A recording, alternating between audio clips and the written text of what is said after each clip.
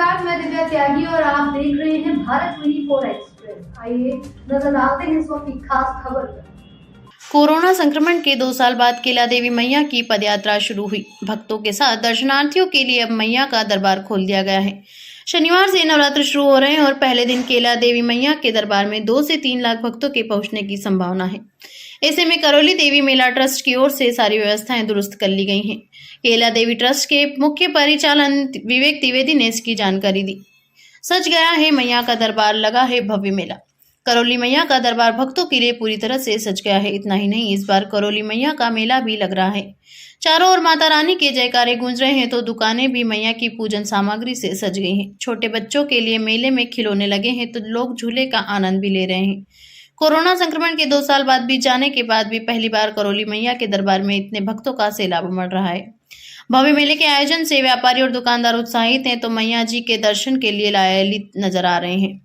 Corona को ध्यान में रखकर की जा रही हैं व्यवस्थाएं।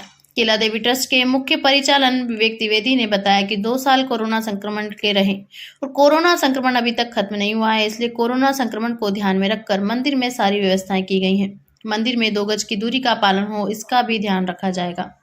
साथ ही भक्तों से कोरोना की गाइडलाइन का पालन करने की भी अपील की जाएगी। मंदिर तो पूरे समय के लिए नहीं बंद था। 2 साल मंदिर तो कुछ ही समय के लिए बंद था। लेकिन हाँ, कोरोना के लिए कोरोना गाइडलाइन में बहुत सारे हम लोग को रिस्ट्रिक्शंस थे।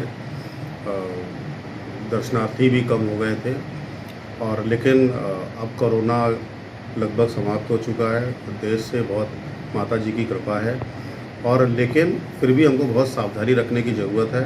हम अपने पूरे मेले में कोरोना गाइडलाइंस का पूरा फॉलो कर रहे हैं। सबको मास्क बांट रहे हैं। दूरी जितनी ज़रूरी है, 2 गज दूरी ज़रूरी है, वो इंश्योर करने की कोशिश कर रहे हैं और हम पूरी तरह से कोरोना गाइडलाइन का पालन करते हुए इतनी भीड़ खूब अच्छे से दर्शन कर पाए माता जी के, उसको सुनिश्चित कर रहे हैं। तो ये थी कुछ खास खबरें और इसी तरह की कुछ खास और चुनिंदा खबरों से जुड़े रहने के लिए देखते रहिए भारत 24 एक्सप्रेस।